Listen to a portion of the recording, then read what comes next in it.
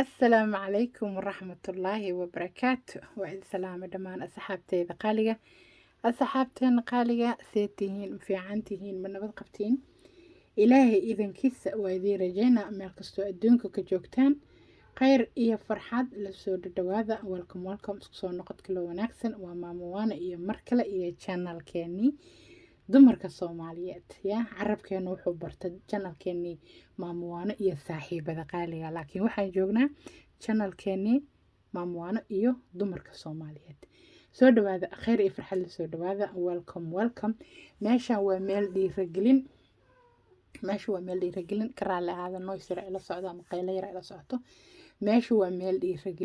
dhiirigelintaasoo taabanayso ilaahay idankiisa qaybo kala duwan marka soo dhawaada khayr iyo farxad soo dhawaada saacada soo socoto iyo intuu ilaahay ka raali noqdo waxa ku socon doona lecture hadaa maqashid waqtiga la geliyaa juhdiga la geliyaa jacayl in la geliyo waa muhiim maasha Allah danta iyo dadka iyo dalka iyo diintaba inay taabataan ilaahay ka rajaynaynaa iyadoo dhanka wanaagsan wax walba ka saameynayso oo la isku tilmaami doono wax wanaagsan soo dhawaada afkeena waxsan Allah ka keeno aamin ya rabbi amuurta khayr Allah ka dhiga Allah nooga dhiga dhammaan mar walba waxa fiican in horta la isku motivate gareeyo ama la isku dhiirigeliyo dadku haday dad islaam yihiin xaq rabbi diiniyan qofku markuu dhisan yahay sidiisaba qofku waa dhisan yahay marka taas waa muhiim waa muftaaxi nolosha marka fadlan wadaadada dhageysta culimada dhageysta maxaadirada dhageysta ama maxaadirooyinka dhageysta kuwii hore iyo kuwa dambaba kuwa ku anfacdo ama ku anfac qaatana Allah naga dhigo ama weeleeyo Allah naga dhigo aamin ya rabbi waqtigu waa qaali maalin walbana si kugu soo maraa anigu waxa aan ka hadlo waa xaal adduunyo iyo dhiirigelinta maadada luqad ahaan laakiin diiniyan hadaa saboot rabto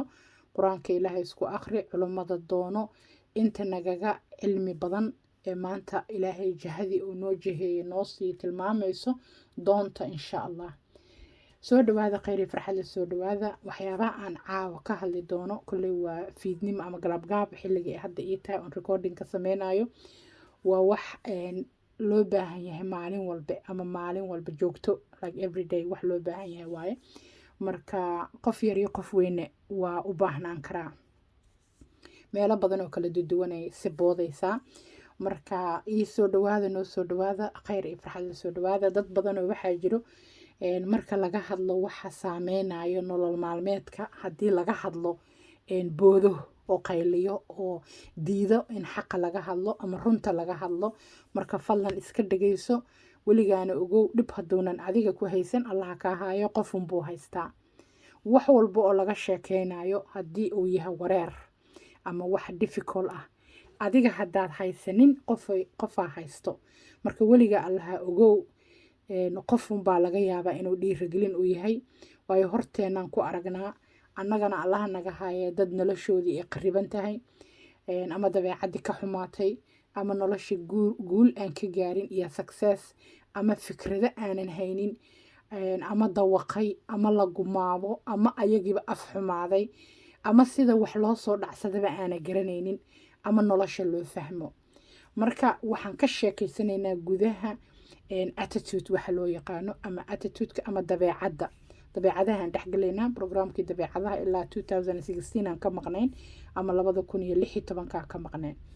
marka waa iswareysanaynaa runta waxa la yiri way roontaa laakiin dadka way ka rooraan waayo way xanuun badan tahay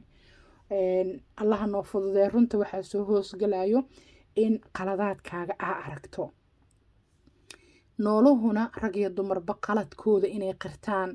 ay ka raali geliyaan qofkay ka galeen oo xaq ilaaliyaan oo ilaahay dartiis ay ku dhibbaaqdaan oo dhibka baajiyaan ilaahay dartiis dhibaatada uga tagaan nooluhu waa ku adag tahay oo nooluhu waa itixaaman yahay oo shaydaana shaqaysanayo marka meeshan waa meel dhiirigelin aniguna waxaan rabaa inaan ka qayb qaato dhiirigelinta maadaama anigu aan si private uga shaqeeyo dhiirigelinta marka dadka waxa aan kala shaqeeyaan wax idinkaga sheegi dhibaatada ay kala kulmeen nolosha sida ay wax ku maamulayaan macquul inta aan ka fahansanahay bulshada Soomaaliyeed waxa ka maqan adduunyadii way dhibaato badnaatay maanta waad ogtihiin saadaasha xataa cimilada aadaa loo maaragtay looga dayriyey nolol maalmeedkii waa kanahoo iska adkaaday dadkii oo maskaxdoodu ay maahsan tahay badidooda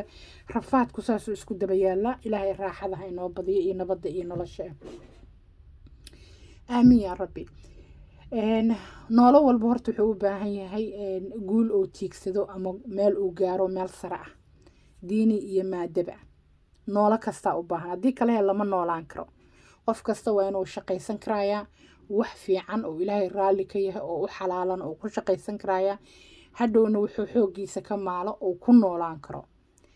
marka dadkii ma haystaan idea badan ama fikrado badan oo shaqo fiican ay ku helaan waayo hadduu qofkii bayskiisa dhisnayn diiniyan iyo maada ahaanba qofkii da wax badan oo camal oo qabto ma leh waa haddaan runta sheegayno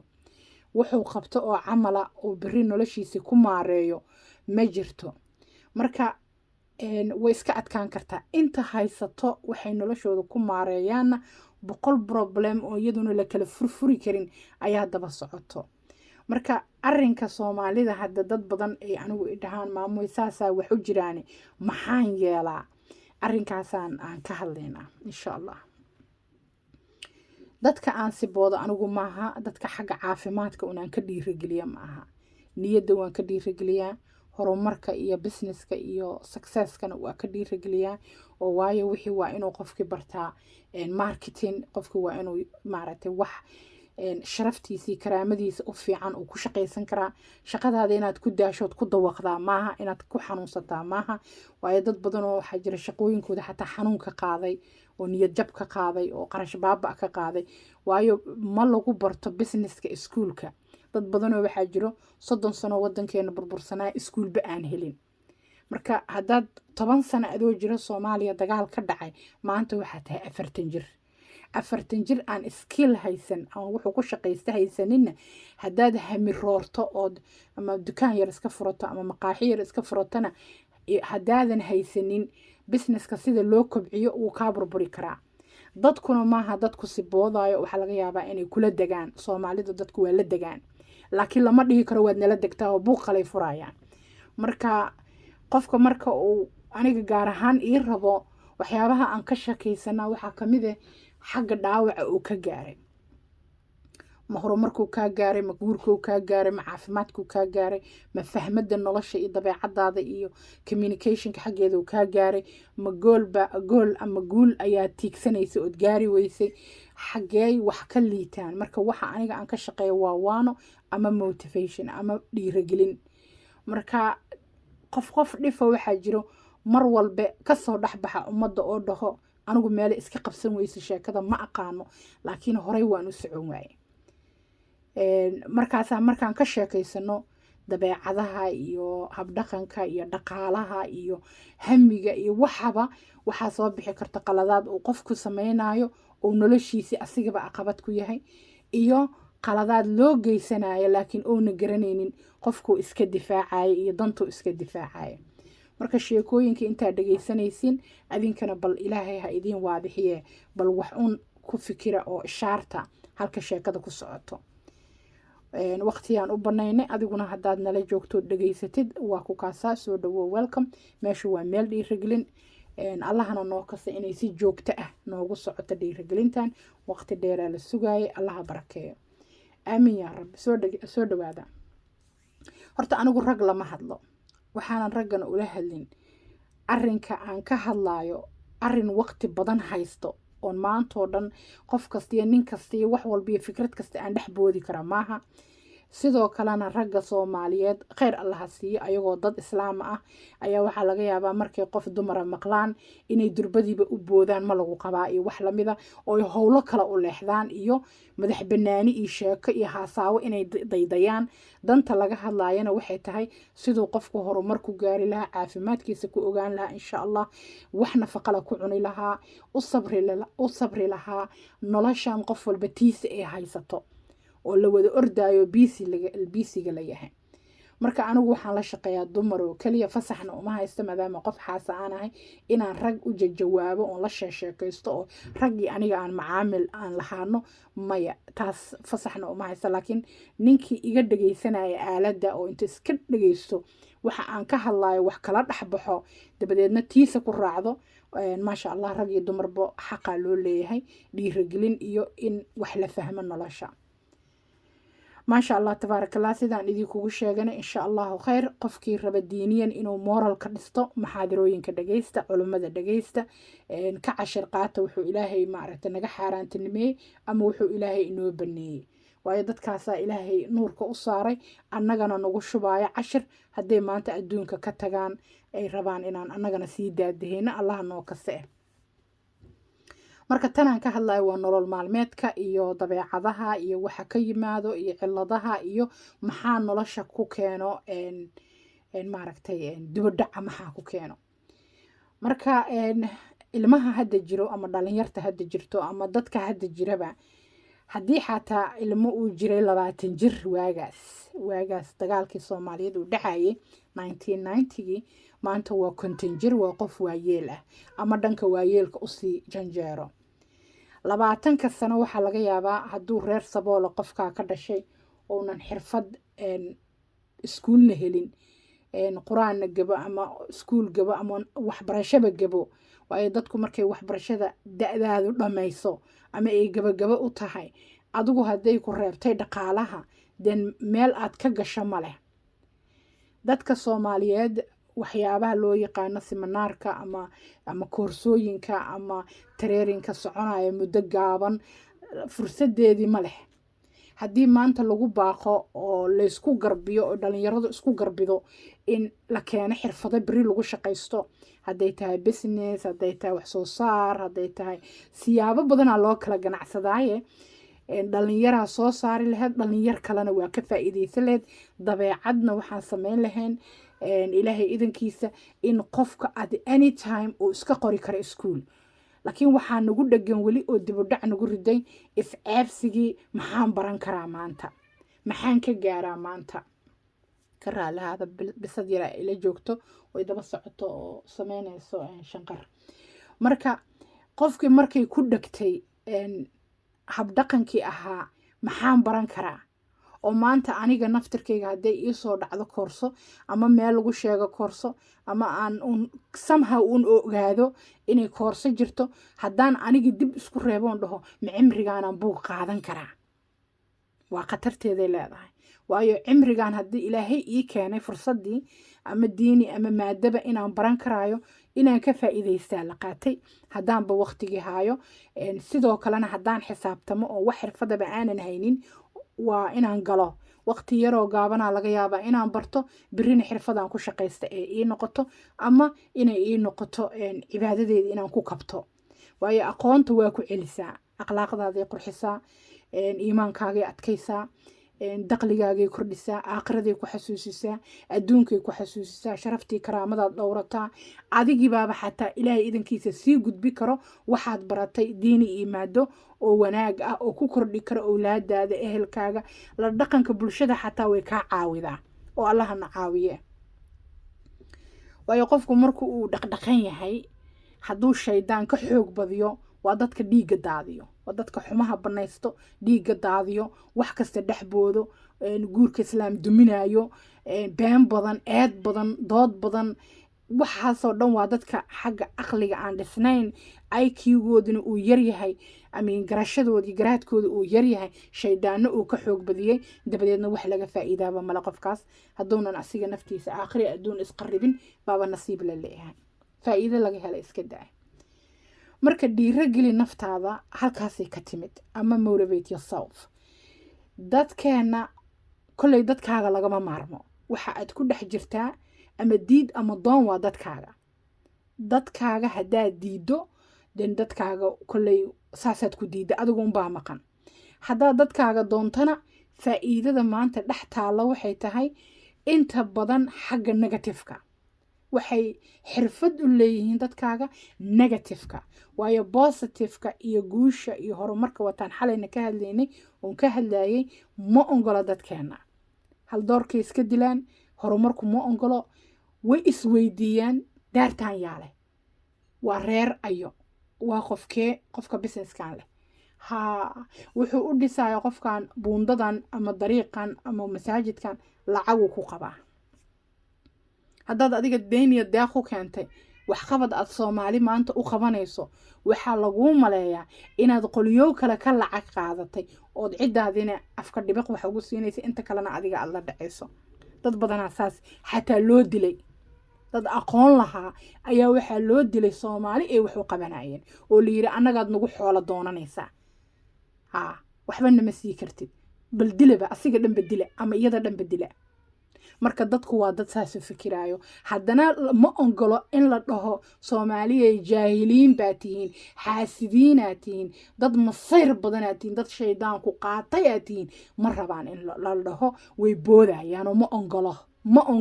ma ogolo runta waxaa layidhi dadka way u roon tahay laakiin way ka rooraan saas aawadeeda marka waxaan ku arki karnaa maanta wadankii oo jajaban oon cido dhisi karaynin nin walbuu naftaa ka dhacday qof walba abuulkiisuu dhistaa waxaad arkaysaa guri jajaban iyo guri daara oo isku ag dhisan waayo maxaad ka qaban kartaa adoo gurigaaga rabtid inaad quruxsatid de magaaladoo dhanna ma wada dhisi kartid oo awooddaada dhaqaala ma aha marka qofkii saboolnimo ay reebtayna fikradna lama siin qarashna lama siin dhiirigelinna lama siin noloshina wuxuu ka taagan yahay halkaa yaree hooso wax kaloo laga qaban karana ma laha ka raali ahaada bisadii ama mukulaashia layga qaadayo oo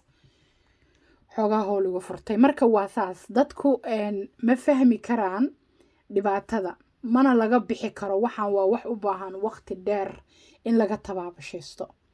allaha noo kasee dad badan oo isku tegay oo naga cilmi badan oo naga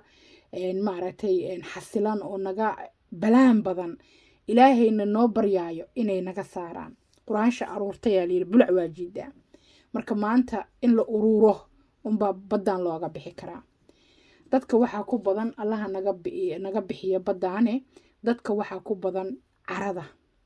waxaa ku badan eedda waxaa ku badan ogaasha la-aanta sharaftoodii karaamadooda waxaad arkaysaa nin weynoo maanta aanan u harin magaca soomaaliyeed cay meel ula istaagay ama qabiil ku mashquulay iyo kala geynta soomaaliyeed ee xirfad u maleeya ee aqli u maleeya ee karti u maleeya ee wanaag u maleeya ee magacba ku raadina soomaali kala gee ceebtiisa ummadina la hortaagan ilaa internetkana wax walba fududeeya maanta ilaahay ka sakoowa waxaad arkaysaa qof sabool ah oo saboolnimadaas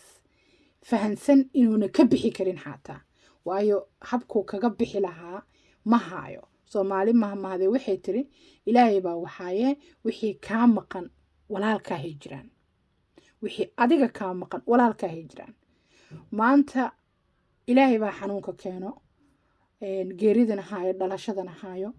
xanuun waa laga bixi karaa nafta waa bukootaa dabadeedna bogsootaa habka aad naftaada u baani lahayd hadday tahay dhimir iyo hadday tahay dhiig haddaanan cidi kuu sheegin you will never know naftaada inaad baanin karto you will never know hal ahaada xakad kalaana soo kala dhexgalay marka qofka haddaanan loo sheegin habka uu naftiisa u badbaadi lahaa ama uunan haynin qarashuu isku badbaadiyo allaha badbaadiyee uu caafimaadkiisa ku dhoodhoojiyo dan siduu uga baxayaa baxarka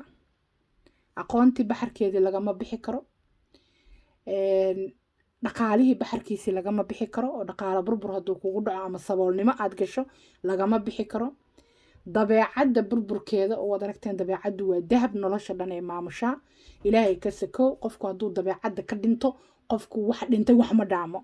waayo afkuu kala furaba qofku waa negative waa cay waa habaar waa liidmo waa baaba waa go-aan adag yahay ma arko mustaqbalka ma arko waxa ka imaan karo waxaa layidhi waxaas day waxa ka sakeeday qofka dabeecadda markuu ka dhinto waxa taagan ma arki karo wuu caytamaa wax walba waa liidaa wax walba wuxuu ka dhigayaa in dan lagaga leeyahay yaa dankaa leh adiga dan ma leedahay waxaad arkaysaa qof aanan farxaynin ama qoslaynin ama aanan haynin hanaanka qalbiga nadiifka ah ee wax walba kaga soo hordhigay buuq iyo dagaal iyo dood iyo waxaa loo joogin gabdhaha ila hadlo ee wax ii sheegto waxyaabaha qaar ay ii sheeganayaan dadka ay wax ka tabanayaan ma ahayn inay ka tabtaan waa waalidkii ayaa negativeki ku badan tahay waalidnimadiina usoo qaatay tabeelo aabbahaa baan ahay waxaa ha samaynin hooyadaa baan ahay waxaa ha samaynin waalidkuna maba la fahansii karo reasonka uu qofkan wuxuu u rabo u samaynayo lama fahansii karo soo midaan ka hadlaynaa maadaama anigu aan kala shaqeeyo dadka ciladaha oo gabdhuhu ay ugu hoos ooyaan ay meeshaan yimaadaan ay iska baroortaan ayaan rabaa inaan wax idinkaga sheego soomaali marka waa saasaad aragteen danta guud lagulama ogo mana laguu tilmaamin danta hoosena lagulama ogo oo adiguba kama sheekayn kartid mana laguu garaabayo marka midaanaan ka hadlayo waxay tahay gabar guur loo diiday ama wiil guur loo diiday dadka markay qaangaaraan ee guur niyeystaan waa la garab qabtaa haddii allaha noo kasee amarka ilaahay ay dhacday inaadan garab qaban karin dhaqaale ahaan taas waa inaad ilmahaaga kala tashataa tira hooyo wax dhaqaalaa oon kuu haayo ma jirto maamaa laakiin guur waa kula rabaa waxaa laga yaabaa asaa ubaxehe ama iyadaa ubaxehe inuu cunugu shaqo tago xoolihiisana aad u kaydido u uruurido soo meel iskaga soo saaro taasaa sharaf leh iyo karaamo hadday dhacday in canugii loo diido guur wax dhaqaalaana aan lagu kabin ilmihiisoo halisu maaha inay xaaraan ku dhacaan soo ninka ragga ah iyo gabadhaba waa same hadduu ilmuhu xaaraan ku dhaco oo damaha faqsi oo isaga cagihiisa ku doontay iyo maarata caways iyo baadhi waxaa lama rabo ilmo inta iscelin waayey ilaahay ma aragtay ku itixaamay oo shaydaano ka xoog badiyey oo xaaraan ku dhacay maanta haddii gurigaaga lasoo fariisto lagu yiraa wiilkaagiibaa gabadhayda uureeyey arrinkaa waxaan kaa rabaa inaad wax ka qabato haddaad qayqaylada xataa DNA jiro oo dhiigay waxbaa laga qaadi karaa laakiin hooyadee wiilkeeda la rabto inuu ilmo nikaax la-aana dhalo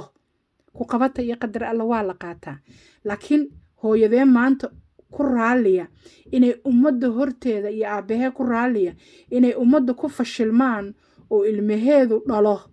ilmo nikaaxa ka hormaray waa dhacdaa maalin kastay dhacdaa dadka markaan guurka lagu siboodin oo aan la fahansiin guurka khafiifi nikaax yar dhigo qurux hel farxad hel sharaf hel kalsooni hel ilaahay hadduu ilmo halkaa ka keenana waa xalaal ilmihii ama aniga aan kuu koriyo ama adinka korsada haddaadan ilmo dhalina xalaalaad ku jirta hadduu guurka kuu nagaado ood badato ood baraarto oo ilaahay wax walba ku siiyana de waa kaa hooyo haddaad doonto adinkoo 2 sano isqaba aroos dhigta haddayba aroos iyo boodbood idinka hayso anytime arooska dhigta oo dhaqanka laga dhigo dad beri is guursaday inay maanta aroos dhigtaan waayo shalay way isxalaalaysteen oo gurigooda xushmay sharaf oo heliyo karaamo maantana way aroosteenoo xafladoodii maanta dhigteen maadaama ay maanta xoolihii heleen laakiin haddii lagu xiro ninaan xoolo hayn mara kaa rogi maa doqonay hadday gabadhi beri kugu garcato iyadoo uur la-aad aragto xageed geyni ilaa gabadhii meel lagu shukaansaday adigu ma ogid meel lagu helay ma ogid wax walba waa la qariyaa gabadhu way qarini habartu way qarini odagu wuu qarini wiilku wuu qarini waa la kala qarqarsanaa wax walba shukaansina waxaan ognaa 99.9 waa wax la qariyo waayo waxaa badan mucaaradkiisa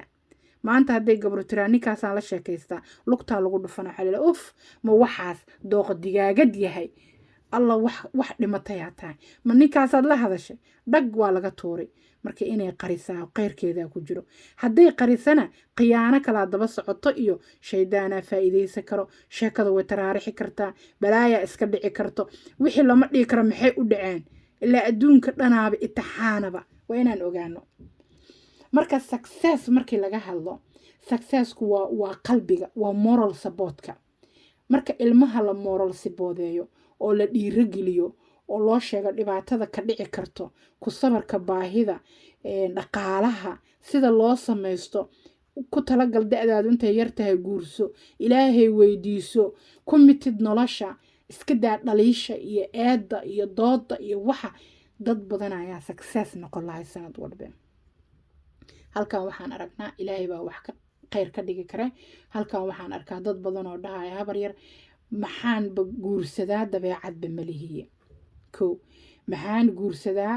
nin kaste waxba ma isku furta ee igu soo aaday ma magaaladan ku noolahaa saboolkeedu badan yahay mase anigaa laygu itixaamay qofkaan la hadlaba waa sabool kow dadka dhan waa nerfis habar yar macaan anigu maahi alxamdulilah ilaahay baa iga dhigay qof dabeecad wanaagsan laakiin habar yar degdeg badanaan arkaa dood badanaan arkaa itixaanaan arkaa ciil badanaan mutaystay maxaan sameeyaa kow qofka haddaan wixiisa wax loogu darin heer ma gaari karaa isweydii waa may wixiisa haddaan meel loo dhigin berri muxuu u baxsanaa waxaad arkaysaa reer ilmo u shaqo tageen oo ilmihii la biilanaa xoolahoodii oo ilmihii ay ku daaleen shaqadii ay shaqadii ka fariisteen ee gurigiiba iska fariisteen ay dheen ma shaqay kara dhabarka ay xanuunaa waayo ilmihii akoon ma laha dhaqaalo ma urursado mustaqbal looma tilmaamo ilmihii waa aradan yahan waana shaqeeyaa ilmihii guur ma arki karo iyo heerkiisa iyo intaa hoo kunoo qarash lagu bixinaa boodbood iyo aroos iyo wax walbe waayo wuxuu soo shaqeeyaba hooyadii ay sugayso soo aniga kuma dhalin so waa dhasho hooyo macaan laakiin at least 20% meel ii dhig 200 haddaan soo shaqeeyo 50 meel ii dhig 150 qaado 50na aan ku noolaado 50na meel ii dhig 100na qaado awalba ma haysanini hooyo Soomaaliyeed saas hadii la dhaho waxay leedahay maantaad xoolihii ii xisaabtay Soomaa maantaad xoogaaga ii xisaabtay Soomaa waayahe wax meel ma ku yaalaan bari wiilkaagu hadduu dooqsado gabar gacanta soo qabsado oo ku dhahoy gabadhaan aan rabaa ii doon ama arooskan halay dhigo aabba ii doon gabadhaan maxaad wiilkii ku furdaaminaysaa hadduu qof xanuunsado saving male qofka Soomaaliyeed dad badanaa loo gargaraa ayagoo weligoodna shaqaynaya maxaa ku dhacday waxba meel ma dhigi karaan mana rabaa inay dhigaan marka waxyaabaha la isweydiinaya waxaa ah kala reeb dantaada iyo danta dadka waqti dhumiska meeshuu ka baxa weligaa ma arkaysid weliga allaha ma arkaysid xataa haddaad joogto India hindi 3 habeenimo soconayo waayo 6dooba ka kacaayay oo shaqo tagayay maxaa 3 soo jeediyay وحسابتما وقتك وكحسابتما وشقيستا لبا ميلو كشقيا شقنا waa u saving shaqana waa u biil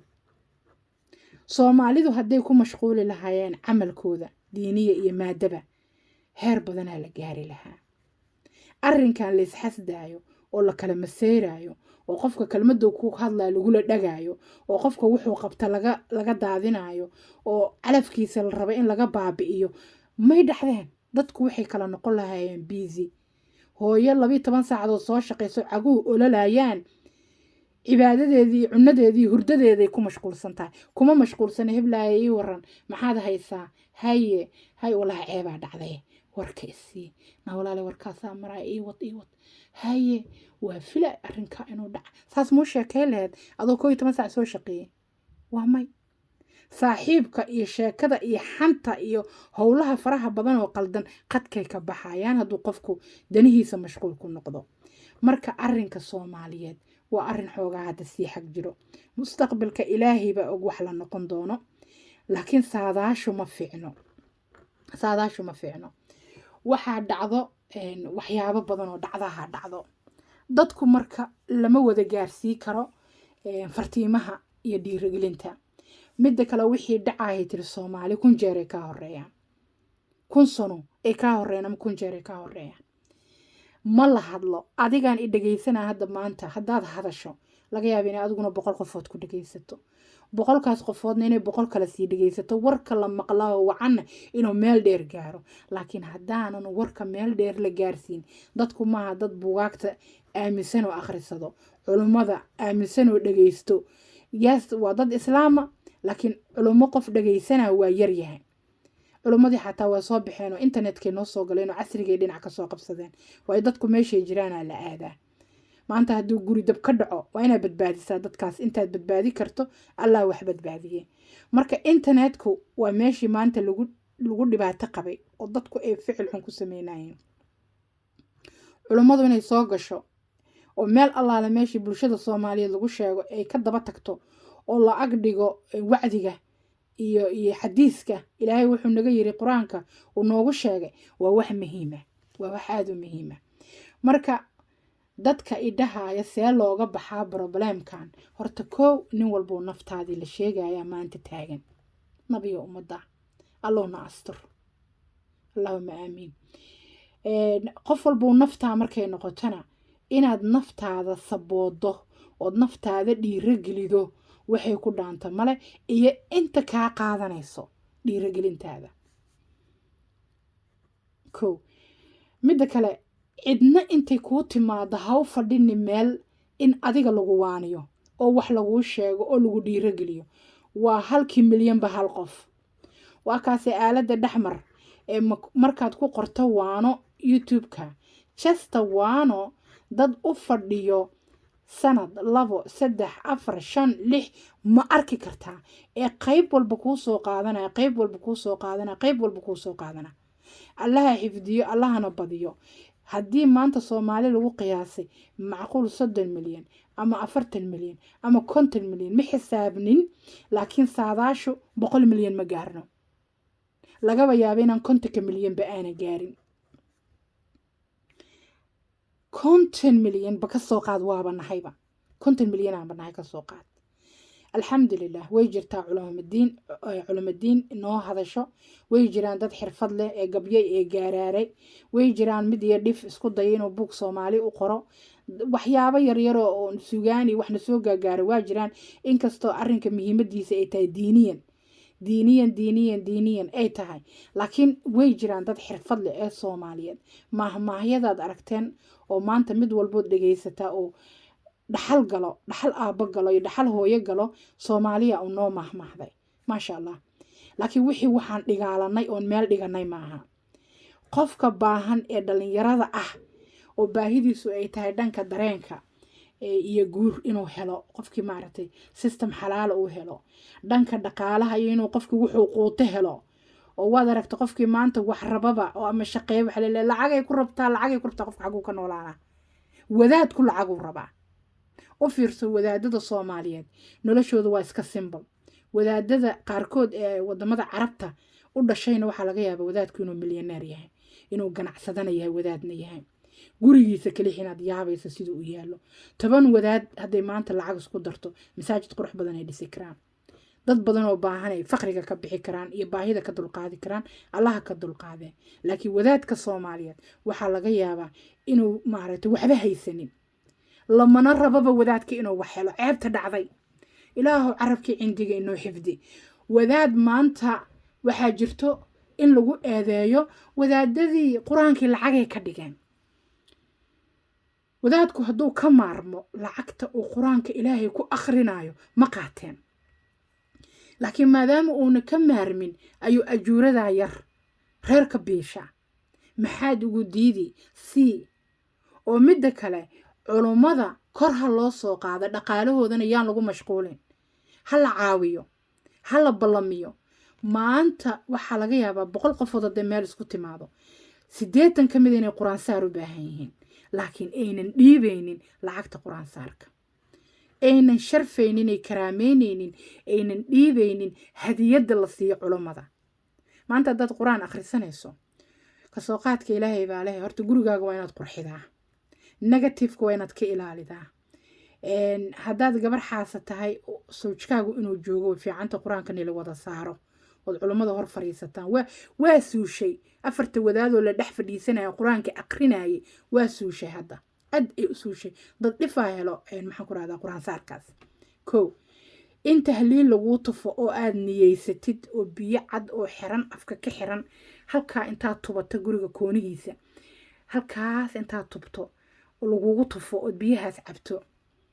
biyo samsam inaad soo tubato ayagana oo cabtaan adigii soo jaaga sadaqa inaad la baxdaan ilaahay idankiisa waa tii wadi geeri furatee ilaahay idankiisa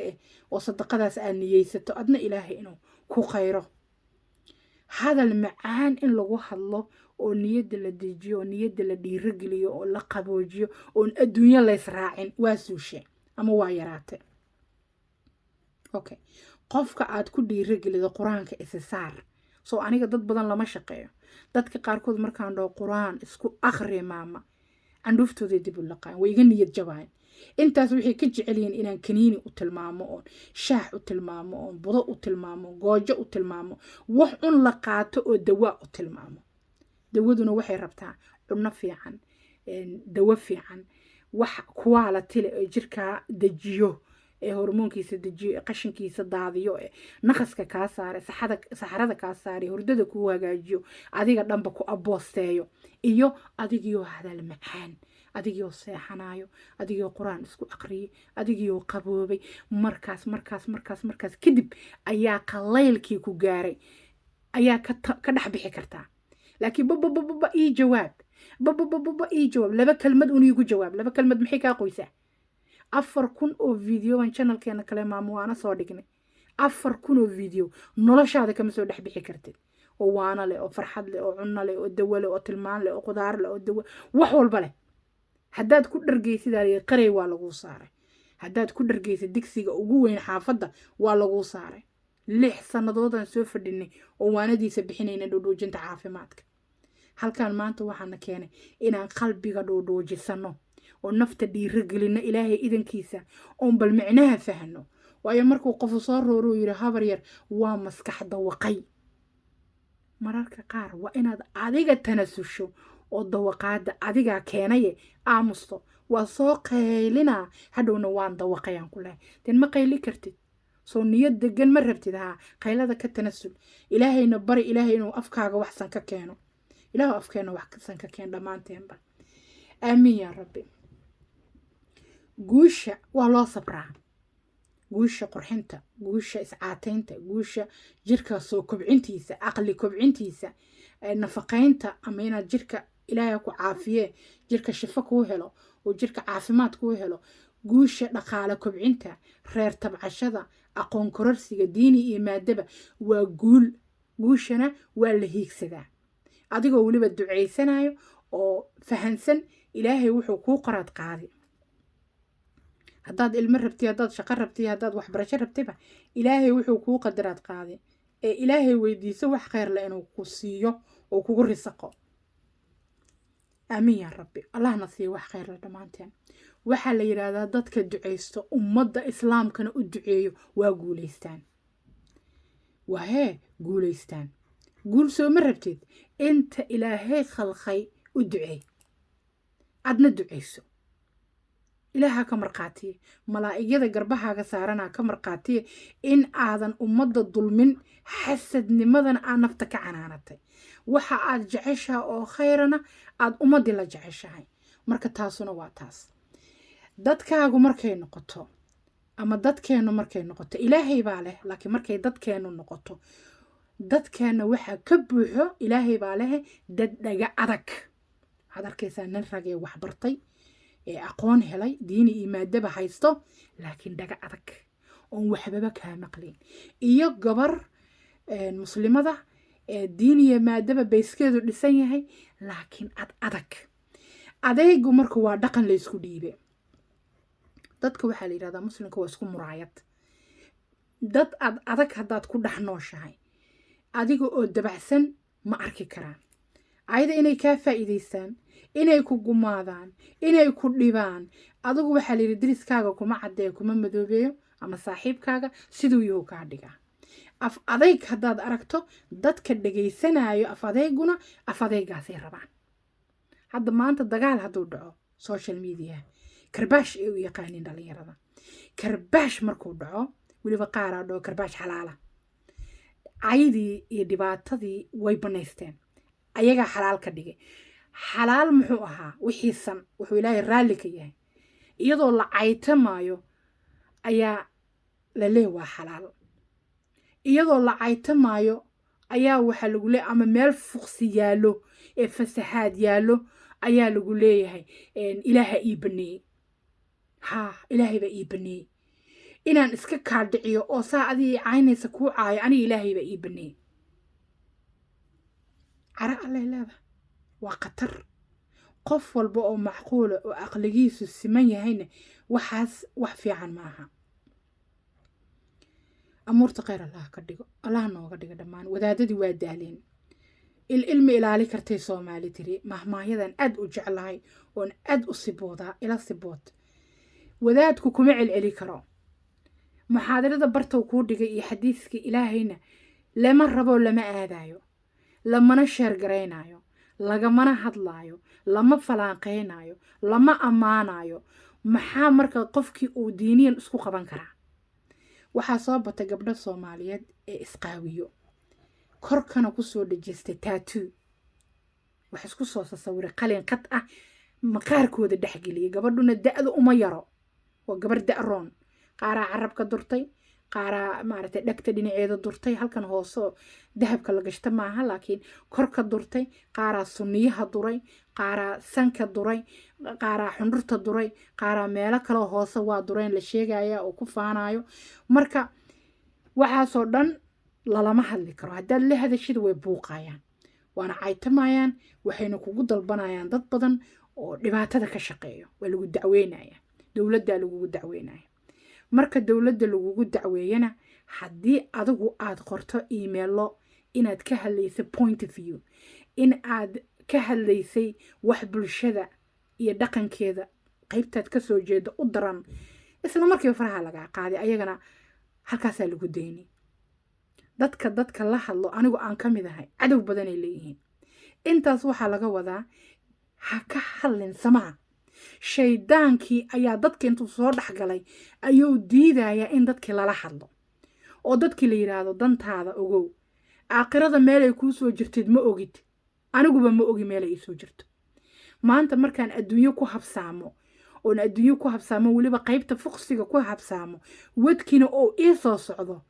hadda ilaahay baa garanaa aakhiro waxay noo dambeeyee waa si xun iyo saxariir iyo silac u dhimowa ka alla magan dadkii marka waxaa adduunka yaalla entertainment waxaa yaallo entertainment heesa leh wax leh waqti dhumis baartiyo ebelo wax la cuno wax la cabo waxaan adigu ilaahay raalli ka ahayn oo dhan aakhiradiiba lama rabo in la fahmo aabbahi iyo hooyadii dhalay oo Soomaaliya oo dad islaama warkooda lama maqlo seed u aragtaa gabadhaadoo 35 sano jirto ama 41 sano jirto oo soo qaadatay garan yar ee horaadkeedii muuqdo ee hadday doonto nin qabin ee waxay doonto sameynaysaa nin walba la hadlayso ee lilalawdad hayso waalidiin badan hadday dhinteen allah u naxariisto hadday nool yihiinna ilaahay qalbiga ha u dejiyo waxba kuma noolo ciilay ku nool yihiin maalinta beebi la dhalo wiil yaraa kuu dhashay gabar yaraa kuu dhalatay ilaahay baa ku barakeeyey oo ku badiyey oo ku baraariyey oo xibintaada taranka kuu soo sarifay oo riximkaadii aad ka miro guratay laakiin maalinta ay kugu fasahaadaan ilaa awlaadu waa fasahaadaane maalintay duurka galaan ay fasahaadaan maxaad ka qaban kartaa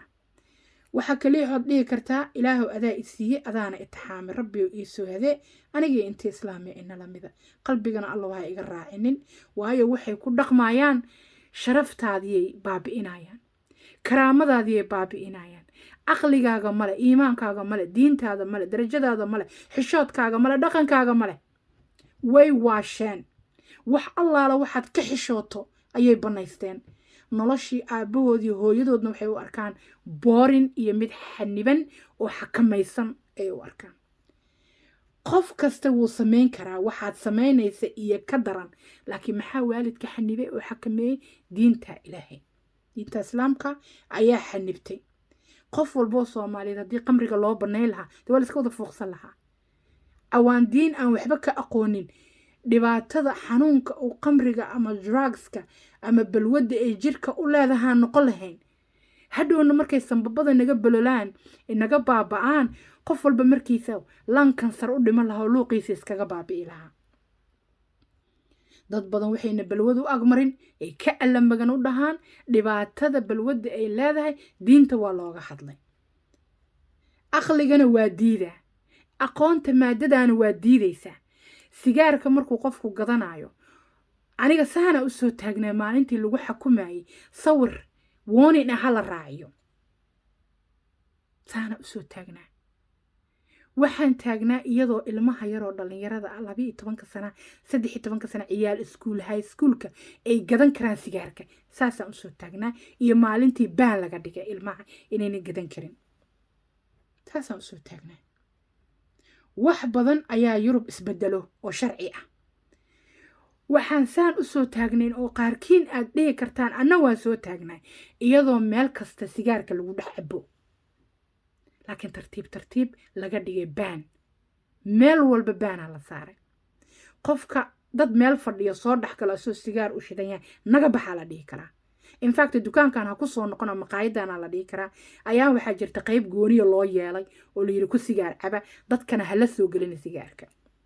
waxaa jiri jiray TV-ga xayeysiin awlaada yaryarka ah oo sanbabkoodu nadiif yahay sigaarka inaan lagu agcabin oo adiga cabaa kula mid yahay qof walba yar iyo weyn saqiir iyo kabiir haddii sigaarka lagu agcabo oona laga agtegin inuu ilmuhuna sanbabka ka xanuunsanayo waalidiintii oo baabuurka ku wata ciyaal sigaaray cabaan qiiq ilmiya u tagaa waa yeelkoodii ag fadhiyaan oo sanbabkiisa daciif yahay sigaarkii ku agcabayaan marka dadka in loo wacdiyeeyo oo wixii dhibaato keeni kara looga sheego wax oo fursad la siiyo oon aqoonta laysku ekaynin oo wixii dhibaato keeni kara adduun iyo aakhiraba dadka looga digo waa wax wanaagsan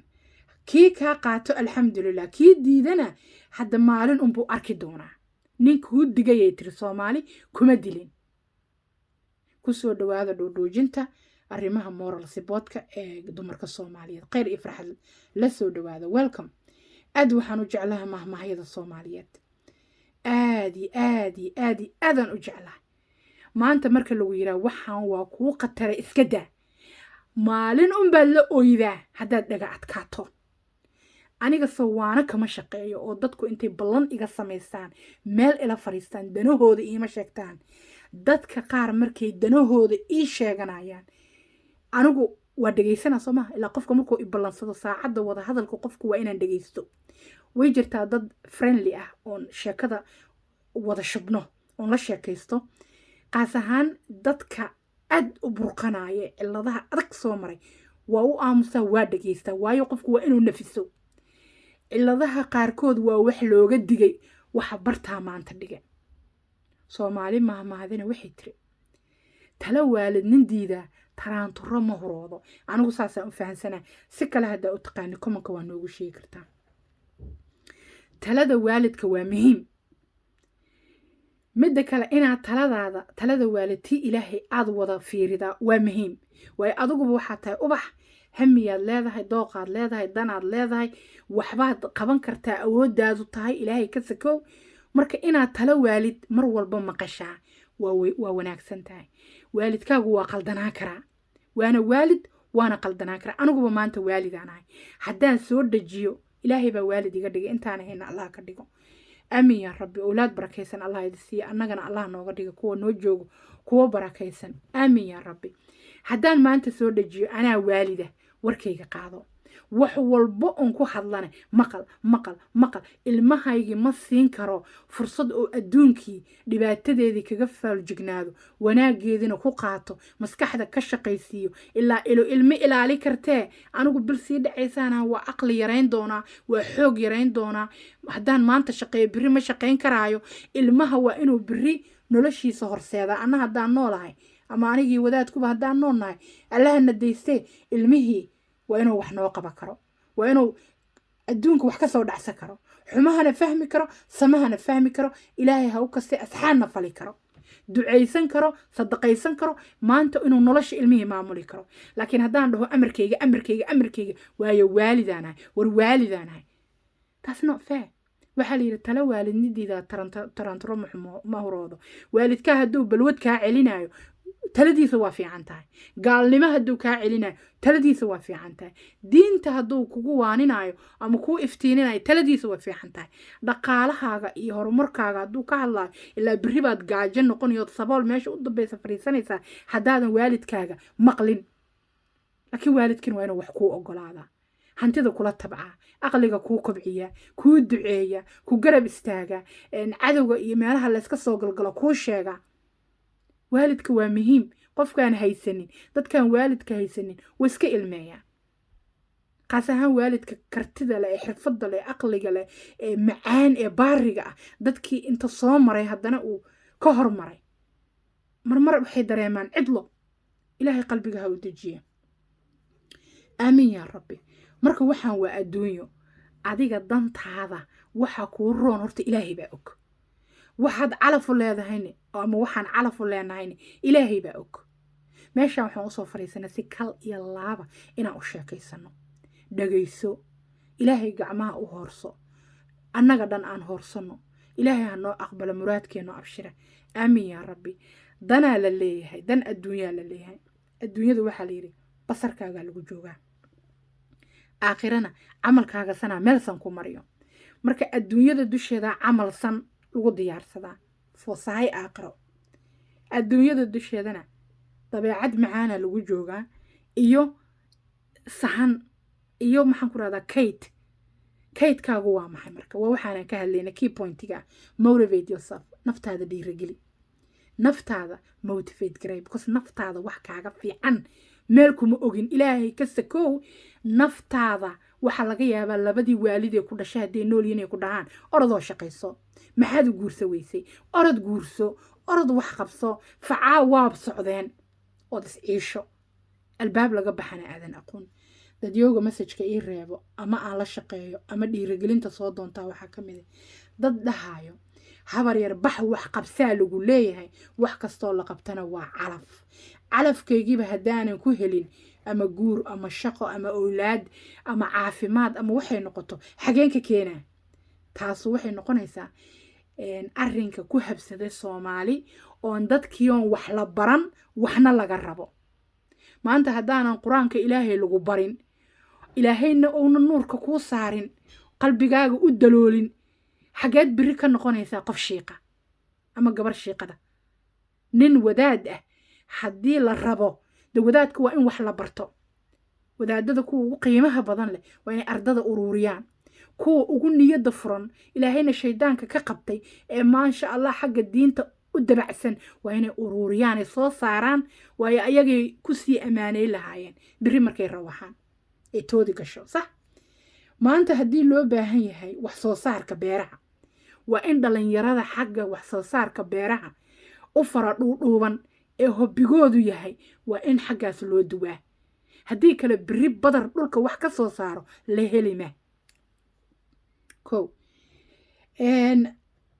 haddii la rabo in laga fooljignaado criminalka iyo waxyaabahaas waa in dadka aqligooda la kobciyaa say ilaahay dartiis ammaan u siiyaan dadka dhiigooda ay daadinaan ama ay dhibaatada u geysanayaan adiguna halkaas waxaad ka fooljignaatay dad badan oo dangerous ah oo gang ah oo criminal ah oo mafia oo balaayo ah oo wax un ka shaqayso dad islaam ahaan nahay haddii fuqsiga iyo shaydaanka laga gaashaamana waa in mar walba laga bixiyo wacdiyeyn iyo dhiirigelin dhanka aakhiradaada shaqsiga iilkiisa wax la galaayo ma jirto ilaahay si gooni oo qof walba ula xisaabtama xataa haddii 200 oo qofood hal qabri lagu guro qabrigaas dirisaa lagu yahay laakiin naf walba sidaan anigu qabo ilaahayna og yahay wadaadadana soo weydiiya iiga sii cilmiga badan naf walba goonideedu ilaahay u xisaabiyaa wajigii ilaahay kaligeeday tagaysaa inqaab iyo janno waxay mutaysato kaligeeday la tagaysaa waa fahanteen sooma soo taasu waa taas dadka marka waa loo sheegaa inqaabta inaad kaligaa u tahay maanta hadday ceebu dhacdo qofka ceeboobo qofkaasay ku egtaa adoo ag taagan ceebta adigu ma lihid haddaad guri kula nooshaa ceebta adigu ma lihid hadduu qof bukana waa sidoo kale qof hadduu buko adigu ma bukid qofkaasaa buko gacan xanuuntaya lug xanuuntaya dhimirka ka xanuunsana dhiigga ka xanuunsana xibin kale ka xanuunsana waxay noqotaba ayaankuna waa saas hadday 2 qofood is ag fadhiyaan qofna wuxuu haystaa cawayayaan qofna wuxuu haystaa nasiib darro haddii la doono qofka ay nasiib darradu ku habsatay maxaa ku waajiba allaha tuso inay meeshu ayaan darro jirto inuu ilaahay u cararo ilaahu ii qafiifi inuu dhaho waayo ayaan darradu waa itixaan xaasinimada akhlaaq darrada fuqsiga maxaan ku rahdaa gubashada masayrka qofaan waxba loo quurin noloshan cadiban waxba aynan u maaragtay najaxaynin waxba aanan maaragtay ka helaynin maaragtay fitaax badan iyo nafaqo badan iyo farxad badan iyo horumar badan iyo inta facaa gaaro garasho diin iyo maadaba qofka ka gaaban oo ka hoose qofkaas waxba haysto waxa haysta haddaadan ogeyn dan yaa wax kuu qaban karo waa cidne marka dadkan caraysan ee nerfiska ah xataa guriga iska jijibiyo maxaa haysto waxaa laga yaabaa inuu qof ila soo xiriiro yiraa maamoy waa ku dhageystay waana ku fahmay laakiin diiqad aanan fahmina ay haysato haddii qofkaas warkiisa la kala qaadqaado sidii oodahii waxaa laga yaabaa 12 dalool oo ba'an oo problema inay soo baxaan saas aawadeeda adoonba ogeyn meel lagaa haysto ayaad dagaalami ayaad caytami ayaad habaartami ayaad uqdadaysan tahay ayaad qof walba liidi ayaad balaaye iska daba wadaa laakiin meesha dhibaatada kaa haysata marka laguu sheego amaba ilaahay kaa caafiyo oo mar daba problem ku haysanin then okay aad noqoni lasay maanta nafaa tahay waxaad cunto ma haysata biilashaadii isdardaray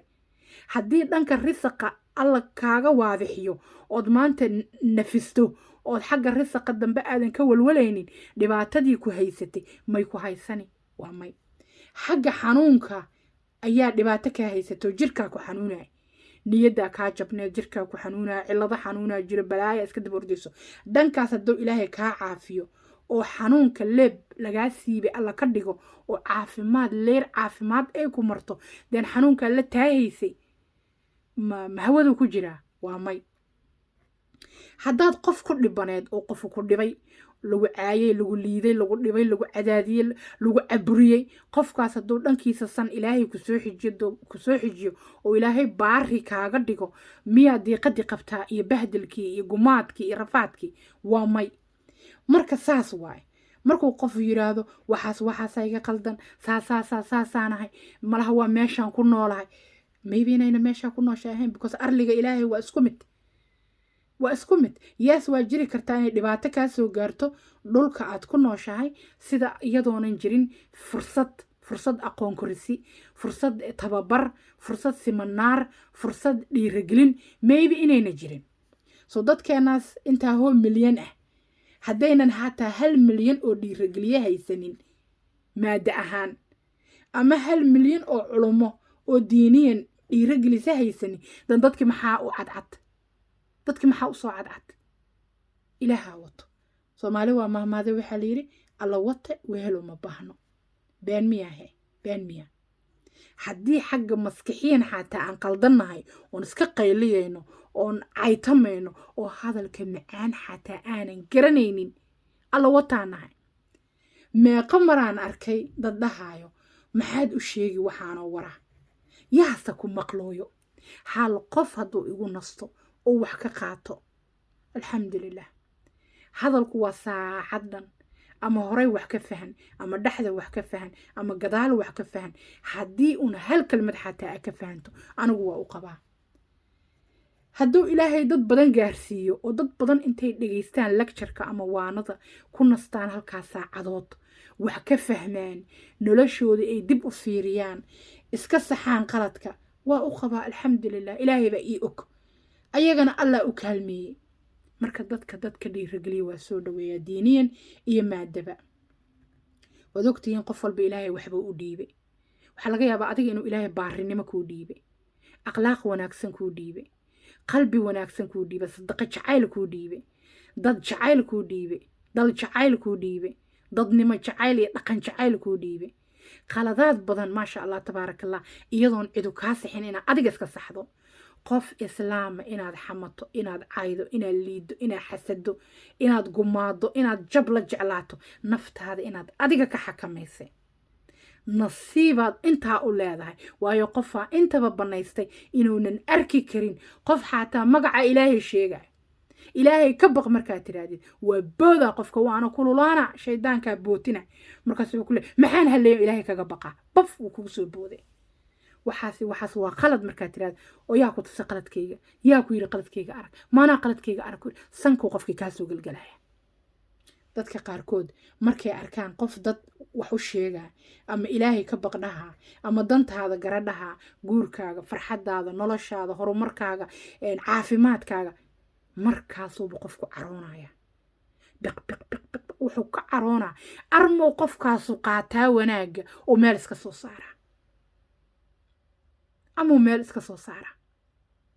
waa kaa faa'iiday qof hadduu idhaho waxaan idiin ogaa ilaahayna ogyahay dad badan ayaa channelka wax kale hadday iga qaadi karaan ma laha channelkay subscribe-ka kala noqda markaasay cararaan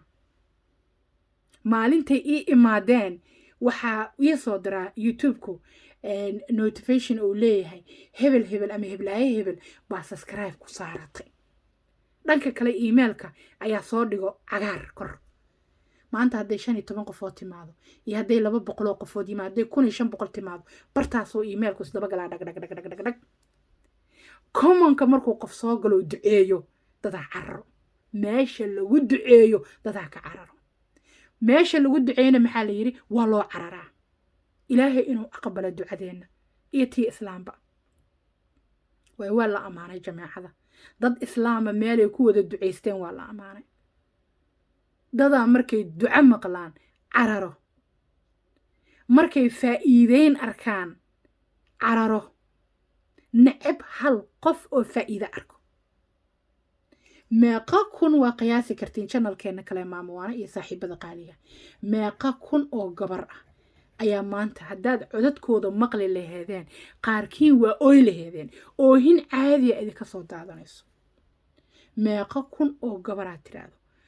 quraanka ilaahan ku qaboobay dar ilaahayaan ku haray dantayda ayaan daacad u noqday naftayda qarka waxay u ahayd waali inaan ku dhufto waa af xumaay af kasta hadda xumaan karo qayli karo ilaa afkeena waxsan ka keen maanta celcelis waxa igu carabkaygaas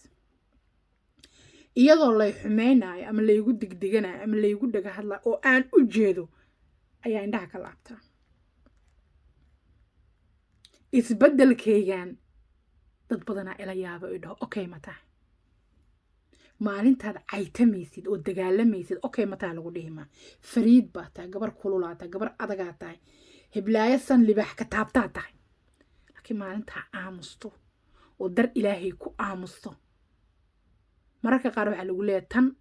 tan waa ku dambaabaynaa ma lagaa tegaya way sheekada xanta iyo dagaalka iyo buuqiiska qabsiga iyo muranka dadku waa jecel yihiin laakiin sheekada ducada iyo sadaqada iyo farxadda iyo iimaanka maasha allah lagu leeyahay waa laga cararaya way karbaash la rabaa karbaash kala qabtay kala cishay iyo heblaayo wixii tiri hebel wuxuu yiri iyo dagaal kulul marka amuurta qeyr allah ka dhigo allah nooga dhiga dhamaan waqtigu waa soconaya ama caytan ama amaantan ama duceey ama habaartan waqtigu waa kii socdo afkeena wixii ka soo baxana saasi u qoran yihiin maxaa ku soo haray dooqa iyo damaca iyo dan adduunyo ibn aadanka waxay tiri Soomaali anigu ma dhihin maama waana may dhihin Soomaali waxay tiri aqliga ibn aadanka indhahu ku jira indhaha maanta wax qurxan hadaad aragto waad rabtaa wax ba'an hadaad aragtana intaad u duceey lahayd ood caawi lahayd ood tartiib faraha ka qaadi lahayd ama aad ku sabri lahayd ma jirto 100 buuqan isku furnaa marka yaa ku sheegaa waa marka wanaaga ku soo socda hadaad sabartay yaa ku sheegaa madaxa ku qabooba ilaahay idankiisa insha Allah hadaad sabartay yaa ku sheegaa ilaahay oo ku hadiyeeyo oo ku deeqo sabarka lagu sugtay yaa ku sheegaa dadka naga wanaagsan oo diiniyan dhisan ilaahay noo dhisay Allah noo dhowre iyo maada ahaan dhisan raadi oo dabagal oo la joog oo jeclow oo wax ka korso oo adigana biri noqo u bixi lagu baxsan lahay wax kordhi laha noqo yaa ku sheegaa marka yaa ku sheegaa dadweynaha kale waa kaasi afka qalaad waxay la noqoto mowqifkooda ku qor aaladda arrinka af Soomaali aad ku raadinayso oo xal ah ku qor luqadda Englishka bal ku qor waa xal yiraahdaa Englishku waa number 1 adduunka waa dadka isku fahmo dunida daafaheeda. milix haddaa ku qorto waxaa soo daadanaa dad badan oo milixi ka hadlayo. soomaalidana milix haddaa ka hadasho dad yar aad arkaysaa oo milixda ka hadlayo ama cusbada ka hadlayo. saliid haddaad ku qorto soomaalida dad yar waa tiri kartaa, buugii qalin intaad qaadato tiri kartaa. ibnu aadankana meel uunan wax uga baahnayn ma jirto. digniinaa rabtaa oo baaqisaa rabtaa oo celcelisaad rabtaa oo farxadaynaad rabtaa oo waanaad rabtaa oo waxaad rabtaa wax walbe oo xanuun quseeyo, horumar quseeyo, farxad quseeyo, adduun quseeyo, aakhiro quseeyo, noloshaada ciji caaradeeda hadday cilladu kaa qabato. maanta maadaama horumar la gaaray aaladaasaa lagu qoraa. waxaa kuu soo bixi karo cijiyaha iyo fungal wax la yiraahdo galo iyo cilladaha ku dhaco cijiyaha. hadday tahay cidi diifo, hadday tahay cijadiyo madoobaatay. kansarada qaar waxaa laga ogaadaa cijida black ay isku bedeshaa. maaha hadda cijiye albaabkaaga dhacayo de maaragta si kale noqoto maaha, laakiin cijiyada qaarkood way iska madoobaadaan. faraha madoobaada dadka, macaanka faraha madoobeeyo dadka qaarkood faraha waa laga jaraa because macaankii oxygenkii ka xiray jirkiina ka dhigay neerfihiina ka dhigay dead. marka waxaad helaysaa dad uga digaya dadka xibnaha xataa wax ku dhaco, waayo fursadaa la siiyey dadkoodii. waxay ku mashquuleen inay dadkana uga digaan, website furtaan, nafaqo soo saaraan, ka hadlaan, nafisaan. ilaahay wuxuu xigmad u geliyey dadkoodii inay ku shubtaan, afkoodii ku wada hadlaayaan. adiga kuwaagina qaaqii quuqay ku maqan yihiin, buuqii qaylo. in yaroo ilaahay u gargaaray maahane. sheekada maxaa boorin ka dhigaya gabar igu tiri waxtar kale.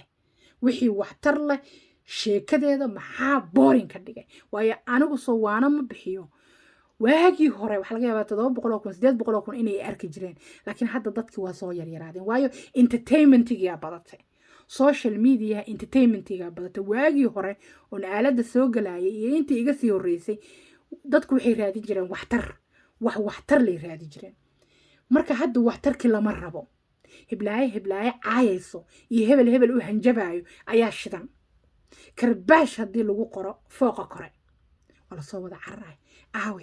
aaw karbaashki haye hiblaa loo sheergareyna arag soo kal waa las haystaa waa life soo carar waa life. laakiin markii waxtar la laga sheegayo maya wallaahi waa hurdooday. yaa hadalka markaa dhegaysanaya waaba seexdaba dig. maamadii hadlaysaan soo kacay. maama waanooy lagjarkaagaan dhegaysto intaan dhegaysanaa waa seexda. maxaad u seexo weysa jirkaa ku daalani?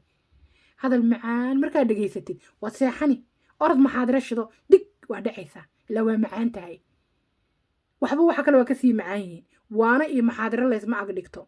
maxaadiradaa fiican xadiiskaa kasii fiicanoo lagu fasiraayo,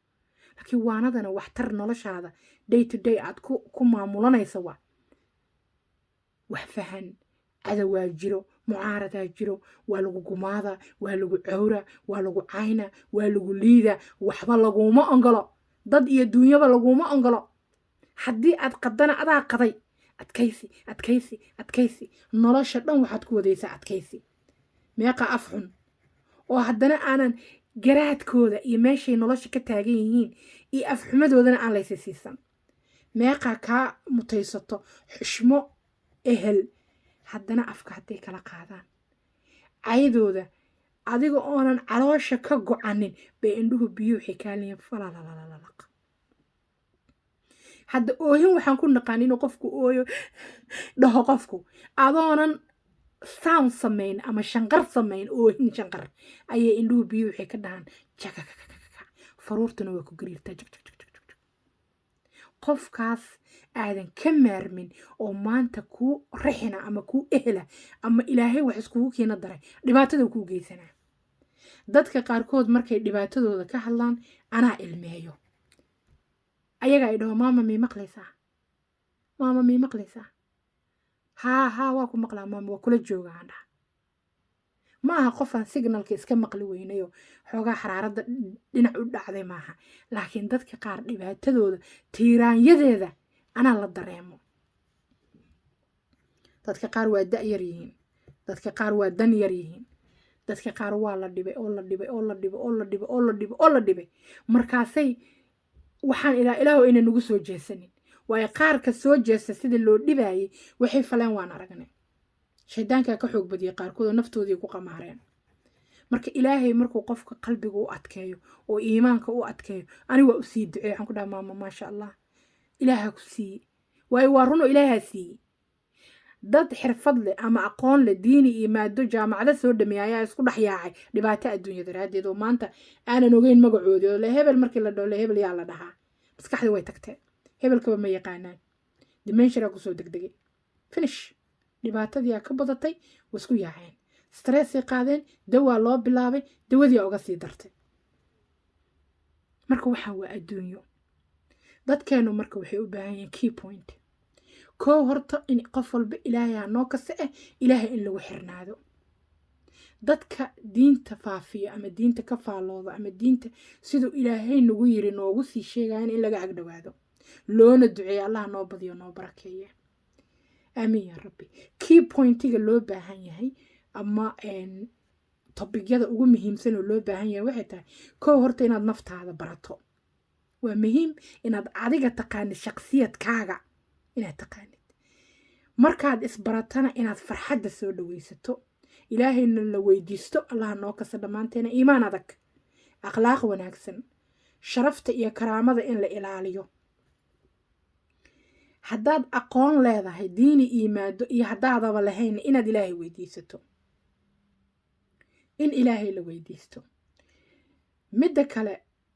qof walba wuxuu u baahan yahay support ilaahay ka sakowna naftaada adigay kaa sugaysaa support anigu tayda aniga iga sugaysaa adiguna ilaahay idinkiisa taada adig kaa sugaysaa ama adinka tiina adikeedi ka sugaysaa midda kale waxa loo yaqaana achievementiga ama wax la gaaro oo la helo wax lagu guulaysto oo la helo dadka kala ma daneeyaan inaad adigu hortood hesho guur dhaqaalo awlaad farxad wax walba oo khayra ayagu ma daneeyaan taada qof walba tiisuu daneeya taas adigu ogow maanta dad waxaa jira markii la yiraahdo waxaa subso caroonayo oo qaabka loo dhahay baa qaldan sida hadda marka lagula raba guur haddii lagu yidhaha guurso de guurkii meel ma yaalo waa calaf ilaahay markuu keenaa la helaa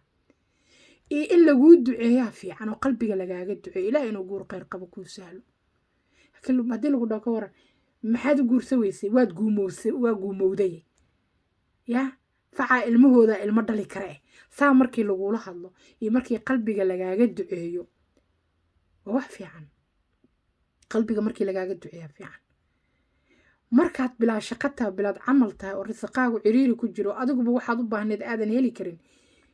maxaa u shaqaysa weysa ma shaqaysta yaho ama shaqaysta yahay marka lagu dhaho iyo marka ilaahay inuu risaqa waasaca kaaga dhigo laguu duceeyo kala fiican soo dadkeenna waxaasay u baahan yihiin dhiirigelintaasay u baahan yihiin qofka marka wax khayr leh wax lala rabo in dhanka khayrka leh na laga fiiriyo maanta dad shaqaysata ka war laakiin aad lacagtaad shaqaysata aad qamri ku fuuqsata ka war haddaad guursato ka waran oo ilaahay guurku siiyo laakiin qofkaad guursata aad qalaf kaga siisa ka war nafta ka qaado ood gacan ku dhigla noqoto ka war marka guuru ma tahay maaha guurku waa guur khayr qabo ilaahow ka dhig awlaad khayr qabta ilaahow ka dhig calafka calaf khayr qaba allow ka dhig cimriga allow dheere cibaadada allow adke aamin ya rabbi I love you so much kal iyo laab inaan u sheekaysano waqti dheeraan sugaynay sanado aan weliba sugaynay hadda waxaan soo qaatay waqti bilooyin ah allahana noo sii siyaadiyo kowda bisha koowaad 2020 markay gaarto insha allah ilaahay waxaan ka rajeynayaa inaan idiin kordhiyo wax qabadka dhowdhoojinta kale iyo laab iyo arrimaha bulshada ilaahay idankiisa waanadan haddaad ka heshay ood ku nasatay fadlan suulka korigu taag haddaad isleedahay dadaa ka faa'iidaysanayo gasho insha allah social media hada meel kamide walaalaha kala say noo arkaan inoogu yimaadaan adigana saaxiibtinimo wanaagsan intaad ila fadhiday khayr allah ku siiyo dad baa jecel waanadu inay socoto inay ka kala go'in dadna waxay leeyihiin warka soo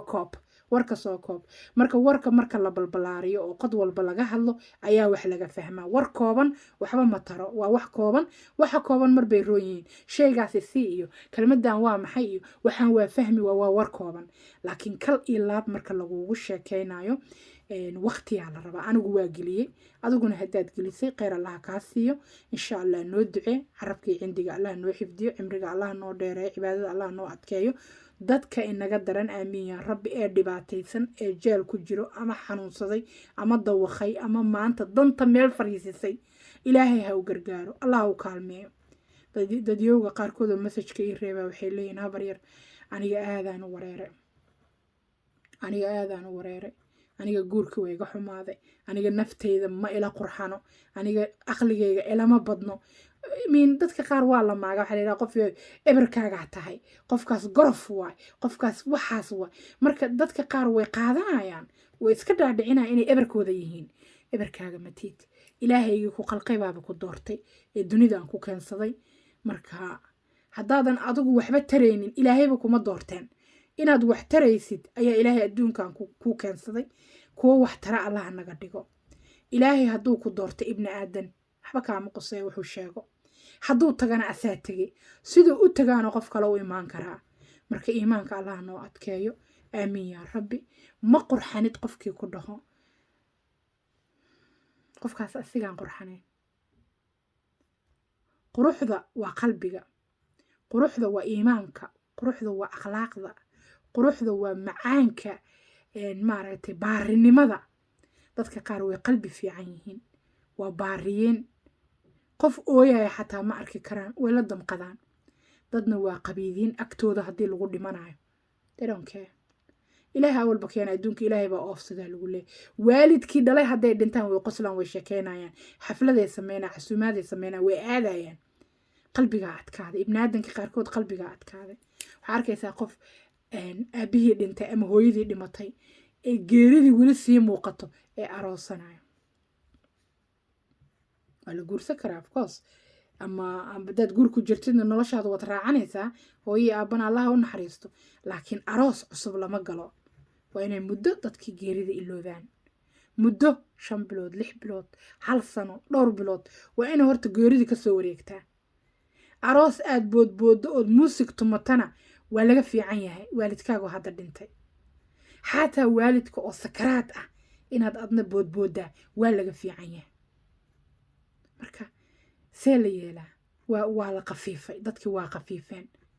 dadka qaarkood waxay dhihi jireen walaashaa dhimatay ma guursan karo walaalkeeyaa dhintay ma guursan karo hooyo ilmaha ku xanuunsan ma guursan karo aabbaheeyaa xanuunsan ma guursan karo aabbaheeyaa safar ku maqan hooyadeeyaa safar ku maqan ma guursan karo isug nasii tabaabuli nasii diyaari laakiin ma aqalgali karno walaal ii sabar walaashay waayo dadkaagoo farxadda kula qaato oo kuu duceeyo oo ku galbiyo ayay guurka ku qurux badan yahay hooyadoo sakaraada isbitaal taalla haddaad guursatid ka waran ilaa qofkiibaa isguursanna ku dhahayo kukadeeda pressure ku siiye marka waa dhibaato maalinba maalinta ka dambeysa waxaa arkaysaa dhaqankiioo lasii qafiifinaa dadkiioo maarata iska safaadayo dadkiioo neerfisa dadkiioo saana dadkiioo kana dad badanaa ku dhahayo anigu wallahi waa fahmay halka sheekada ka qaldan tahay ilaahay baa ii waadixiyo waa fahmay waa system dhanoo guuraayo waad ogtihiin nikaaxa markuu dhacana waa la farxi jiray dalqadu markay dhacdana waa la nixi jiray hadda opposite isku bedeshay waxaad arkaysaa qof guursadoo laga naxaayo ama guur loo diidaayo qof la furoo lagu farxaayo oo baadhi loo tumaayo oo la leeyahay waa ku kaasaa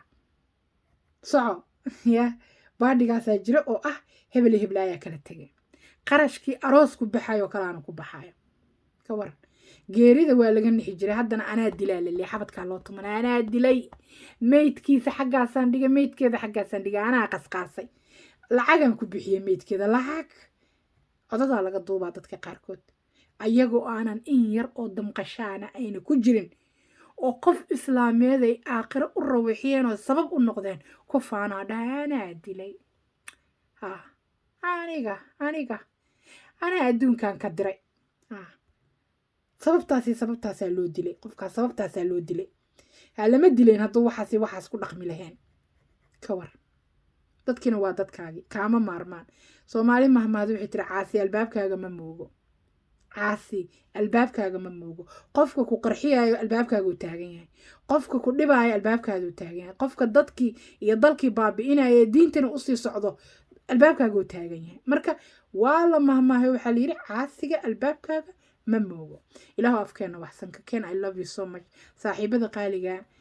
dhanka kale iyo channelka maamuwaane ka timid kulligiin soo dhawaada welcome dadyowga sida qaaska iigu xiran ee saaxiibadeeda qaaliga ee channelkan hadda timid ee ku cusub adinkuna soo dhawaada welcome qofka youtube ka soo raacay ee nagu cusub ee annaga dhanba war noo hayninna soo dhawow welcome anigu magacayga waxaa la yidhahdaa Fawziya waxaan ku magac dheerahay maamuwaano waxyaabahan lagjaradan oo kale aan ka shaqeeya dhanka dhowdhowjinta caafimaadkii dabiib iyo dadaalna waa daadeeya nambarada laygala soo xiriiro waa kuwaan hortiina yaallo fadlan qof walbow taada tii ilaahay ka sakow taada dhexda u xiro maanta adduunka waa soo kululaaday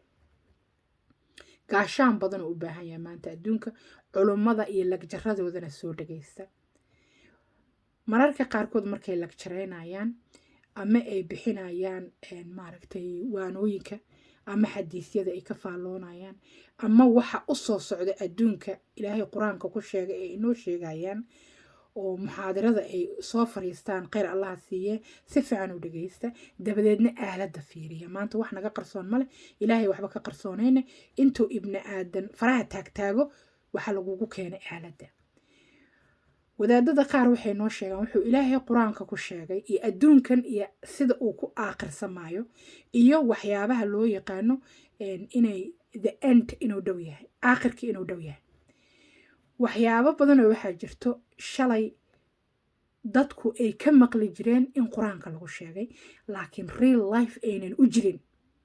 lama arki jirin laakiin waa la sheegi jiray maanta waxaa laga yaabaa inaan anigii adiga aragno maqalno ka aragna aaladda ka alla magan gurigeena iyo nolosheena intii islaamay ku dhacdayna allaha rabbiga raxmaanka u boogadhayo allahana ka qabto allahana soo hadeeyay intii halowday marka waxaad arkaysaa dad dhiigga islaamka iska banaysanayo waxaad arkaysaa dad diintii islaamka ka yaacayo waxaad arkaysaa dad diintii islaamka damqaayo isku dayayo inay la doodaan ama beeneeyaan ama maaragtay u arkaan inqaab iyo culaab iyo culays iyo ciriiri mana aha saad sheekada diintu waa nasteexo marka waa la sheegi jiray marka kuwa diinta kusoo duulo ee khilaafaya diinta iyo kuwa maaragtay gaaladii baaba la yaaban gaaladii gaalo aheyd ayaa waxaa la yaaban siday u dhaqmayaan dad islaam sheeganayo oo dhahaya islaamka saan uma dhaqmo marka adoo islaama gaalka ha kula yaabo ee adigana shartaada ha ka baqo way cara allay leedahay waxyaabaha qaar sax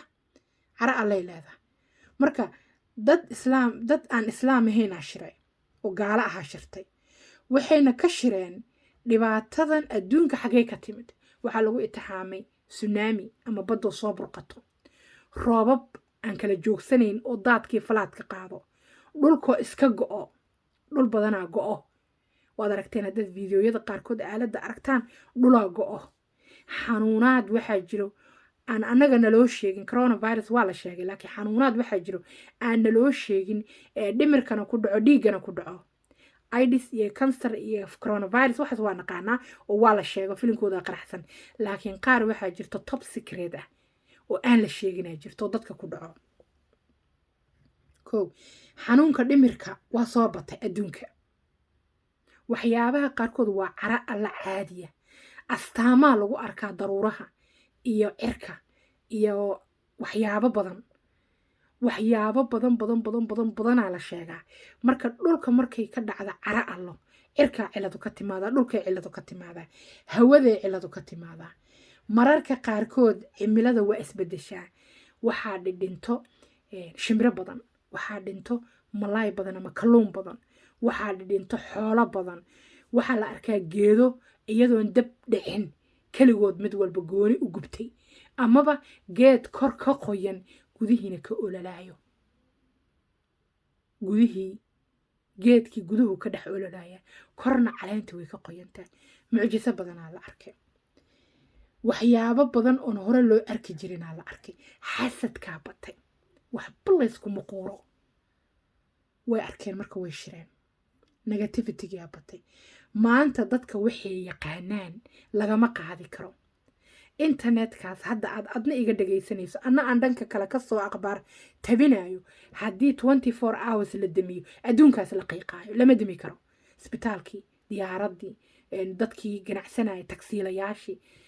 aaladii wixii oo dhanba internetaa laga dhigay waagii malaf iyo warqad lala ordahay waa suuleen waxaas qof yaroo wax qorqoranayo notebook wax ku qoranaa maahane macal notebookii waxaa laga dhiga digital maanta digitalkaas hadduu damo adduunka cilada adaga usoo socdo waayo isgaarsiintii digitalaa laga dhigay adeegii hadday noqoto baabuur iyo hadday noqoto diyaarad iyo markaba waa wada digital jahada shayga hago ilaahay baa wax oge waa digital qofku ma dhaqaaqi karo dad badanoo waxaa jira magaalada centerkeeda maraayo oo haddii uu ka damo kan jahada u hago tomtomka ama kan navigationka sameeyo hadduu ka damo gurigoodii aan tegi karin marka dadka waa la wadaa dadka saasaa loo wadaa aaladina sida loo waday ama dhuudhuub ha lagugu galo ama balbalaar ha lagugu soo galee waxay noqotay inay jirkaagii jib la geliyo waxaa jira geed yaroo siimkaaroo kaleo jib ah ama xarig yar camal ah noocyo badanoo ku yimaadaan ee gabdhaha dhinaca laga geliyo ee implant la yiraahdo ee hormoonka dhan ee lagu dhalo shutdown ka dhigayo wuxuu damage keenayana dadka loogama digo dalaqaa la siiya markaasay gabdho badan timay iska rifeen stressku koosgeliye aniga beri waxaan isticmaalay inta baby laygu qalay kan gacanta lagu dhajinayo ama bowdada lagu dhajinayo ama caloosha xundurta agteeda lagu dhajinayo ee la kala warwareejiyo weeg walba ee patchka loo yaqaanaan isticmaalay 7 maalmood markaan isticmaalayay aniga dhanaa kala jeeste 7 maalmood maalin 8 waa iska furay waa kala jeeste 10 maalmood ma buuxinin dhakhtaradaan u sheegay wuu leeyahay xoogaa yaroo dawaqaada uu leeyahay mahmaha Soomaaliyeed jirto la yiraahdo indha quraansho iyo aqli ila garaba lama arko dadyoogan aqligooda lama arko hadba sidii lagu baabi'i karaa lagu baabi'inaya intaad baabi'imi karto marba hadaanan aqoon lagugu shubanayn oo isjir lagu dhahayn oo faa'iidadaada laga hadlayn oo horumarkaaga laga hadlayn oo duco lagugu kabeyn oo dadaal lagu dhahayn oo lagu daba soconaynin dan xageed ka keeni ilmi ilaalisaa lagu yiri qof walba halkaas uu iska maraya Soomaaliyo dhan miyaa lag jar maqasho oo mid ka fiican maqasho markaas dadka dhan noqdeen dad top ah oo aan la degi karin oo la qaldi karin oo wax walba dabiiciga iyo wax u fiican dhiigooda dhimirkooda raadina no haddaad ku baryaysa xataa dadku ku maqli maayaan soco naga tagay ku leeyihin markay soo wareeraan hoogayo baayay way gaartay dhibaato ay ku dhacday waa isku dhaxyaacay ku leeyihin marka amuurta khayr Allah ka dhigo Allah nooga dhigo dhamaan qof walba wuxuu Ilaahay ugu talagalo adduunkan ka qaadaya dadkii shiray oo islaamka ahayn waxay dhaheen meeshan waxaa taagan cara alle kor alle almighty ayagu dhaha God almighty ayaa xanaaqay Ilaahay noo xanaaqay waa cara alle waxyaabaha qaarkood waa cara alle sabanadan dambe dhowrkan sano u dambaysanay qowmaluud baaba albaab iska furtayba adduunku albaab furtay macallimiintii u galay iskuulkii u galay askartii u galay dhaqaalihii u galay faashinkii u galay suuqii u galay dariiqii u galay baabuurtii u galay meel walba qowmaluudaa galay ilmo yaroo beebi ah oo 5 sanana gaarinaa la yiri qowmaluud baa tahay sasaankaaga waa qoladii eega ahayd waa loo dhashaa you born this way sidaan baad u dhalatay noocaan baad u dhalatay gabar Soomaaliyeed TikTok meelaha soo gashay dhayso wiilkayga haduu rabo waa okay wuu noqon karaa gabadhaas haday baadiye noo joogi lahayd magaca qowmaluud baxataa meena aqoontan geygey iyo wax lamid ah lasbiyaaniyo baadiye haday joogto xoogaa ariya la joogi lahayd maba aqooteenba TikTok iyo meel ay ka jirto ma taqaana gabadha baadiye joogto magaceedayna boqori kareen ma cadala inay adduunyada ay dhinac ka gasho marka adduunyada dhinac ka gal ma xumo laakiin dhinac fiican ka gal yey ku bahdilin adduunyada maanta waa kana waa itixaan waa la sheegay aakhiro naar iyo janna is agtaalo oo kala nooc tii aad shaqaysatood kasbataadna galaysaa adduunyaduna itixaan ku yaalo adduunku waa iskuul itixaankiyaa yaalo haddaad carooto haddaad caytanto haddaad habaartanto haddaad dad sixirto haddaad balaayo samayso dad qof dad ku dalbato haddaad wax qalado aday ku daba taallaa adiga unbaa kiiskaaga aakhira buuxinayo waxaad ku qalado wixii fiican maasha allah waa inaad u dhaxdaa wixii xunna waa inaad subxaan allah tiraahdo ilaahay ka magan gashood carartaa ma diidahaa waa ku kaasaa maalmo dhaweeto waxaa lagu qasbay kambani walbe calaamadda ay doorteen ee rainbowga loo yaqaano ama annaga soomaali haddaan u naqaano qaansada roobaad ayaa waxaa dhacday ayay dhaheen kambani walbuu kusoo dheji kambanigaaga loogowgiisa uga dhig qolo walbana waa la taabsaday soomaali oonan aqoonin qoomaluuda ee hortaagan ee ku faano maogi hal isqarinaaye ayaa sanadkan dhahayo maxaad iga qaadi kartaa cawradii intuu ilaahay sii ruf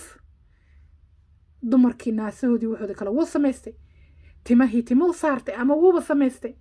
adduunya cijiyo dheerdheer oo soo saartay libistiigoo soo marsaday wuxuu yidhi gabaraana heblaayaa la yiraa qoomameyntooda iyo oohintooda iyo ciilbidkooda iyo bahdilkooda adigu ma ogid xisaabta aakhiro wuxuu uga baqaa ninka qoomaluudka noqday gabadha qoomaluudada noqotay sida qof inuu dilay ka daran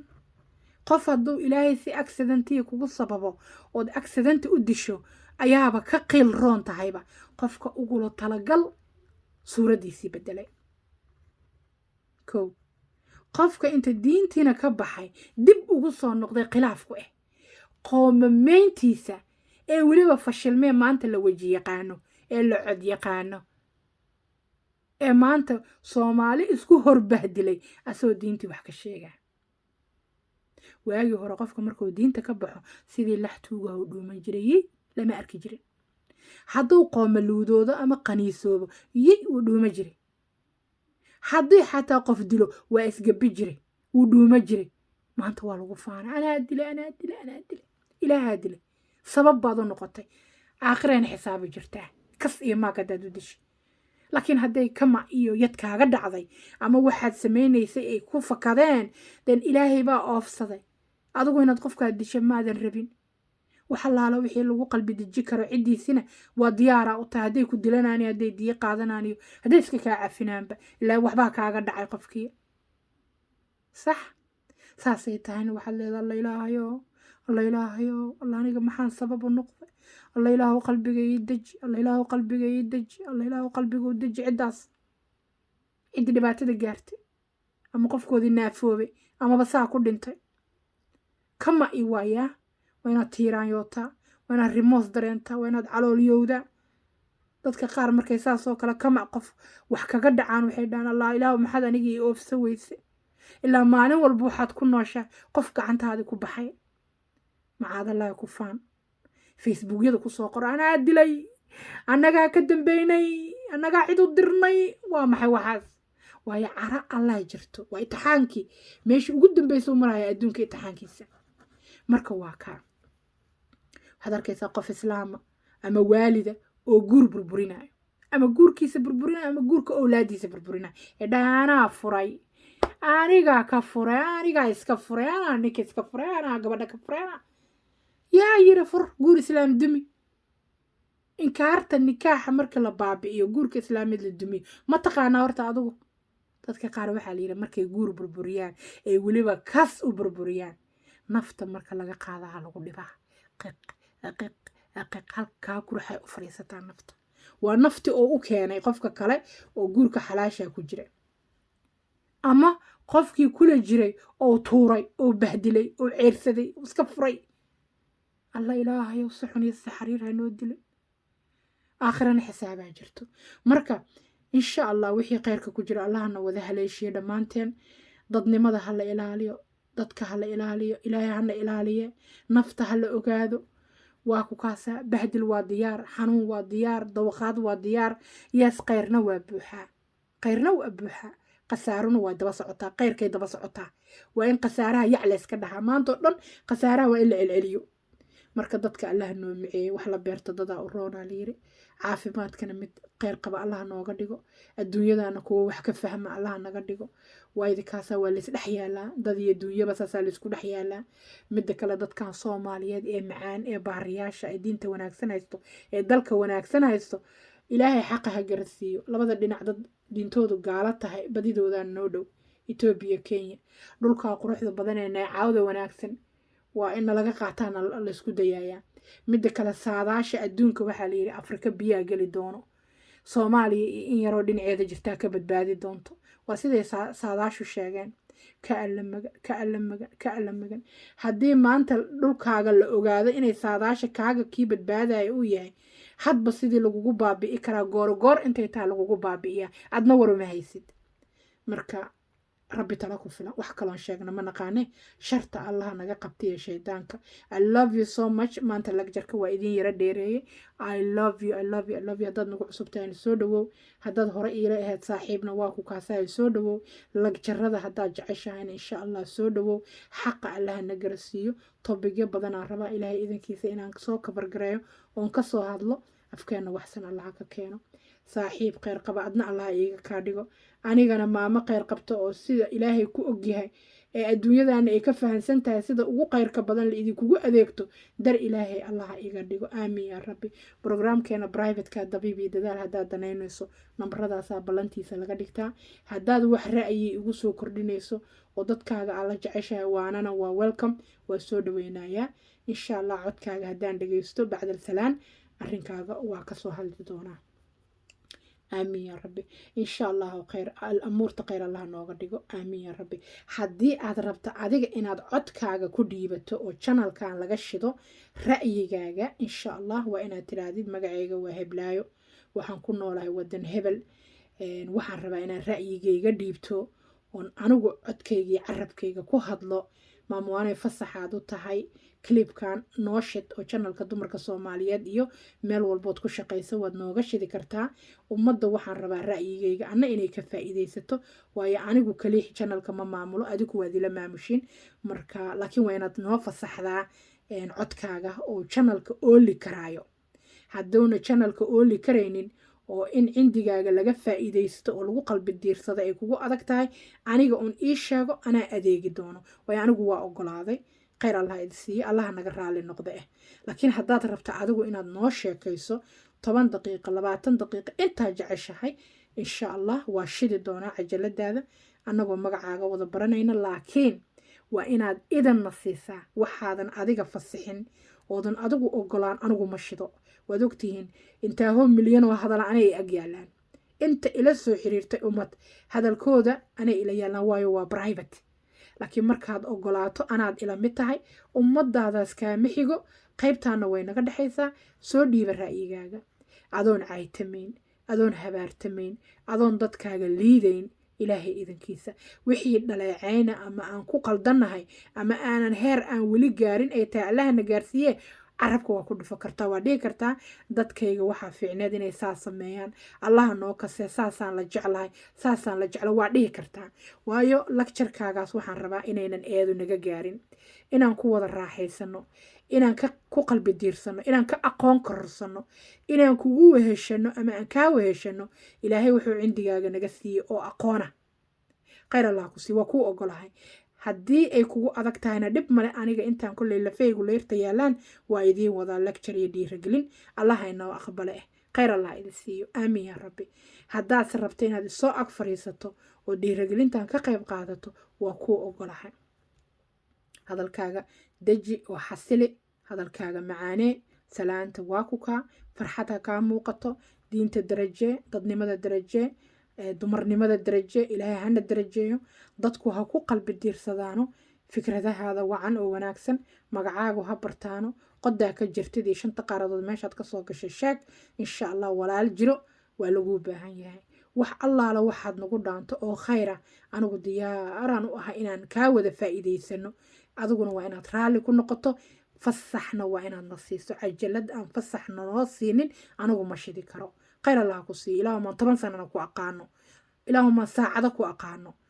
marka qaybtaa rabtidna kasoo qabso ama gabdhaha yaryar u hadal ama maamooyinka u hadal ama ragga ka hadal ama ilmaha yaryar ka hadal ilaa meeshu waa meel waano dhankaa rabti kasoo qabso waa inaad dhihi kartaa maanta waxaan rabaa inaan ka hadlo ragga soomaaliyeed xaqa allaha garad siiye waxaasay ku ba-an yihiin ama khayr allaha siiyo allaha noo dhowro waxaasay ku saxan yihiin dumarka waxaasay ku qaldan yihiin aaladda saasaan ugu dhib qabnaa waa ku kaasaa magaca lama sheego haddaad aragto qof aaladda dhex booda adduunyo isku qasaayo magaciisa ha nagu sheegin laakiin waxbaa qasmaayo waa dhihi karnaa qoday ka qasantaba waxbaa noo fiicanna waa dhihi karnaa dhankay ka fiican tahayba wax fiican allaha faraqa noo wada geliya dhammaanteen I love you waa idinka sii tegay dhammaantiin isku soo noqod kaloo wanaagsan saa idii sheegayba kowda wixii ka dambeeyo ayaan si fiican waqti u wada qaadan doonaa sida aan rajaynaa ilaahay idankiisa inta ka horeysana maalin walbe halkaaga saacadii barkaaga waxay noo noqotaba lagjarkaan qac ka siinaynaa lagjarba haddaa maqashid time in loo baneeyo ogow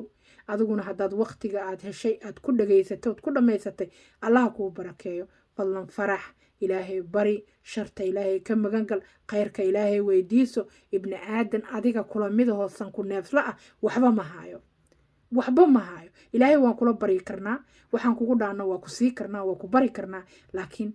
awood ilaahay bay u sugnaatay يا الله مركا خير الله يسي خير الله نسي دمان عفي عافماد وماموانو إذن له وإنه لك جركا كلها الدو إلهي إدمو عفي عافماد السلام عليكم ورحمة الله وبركاته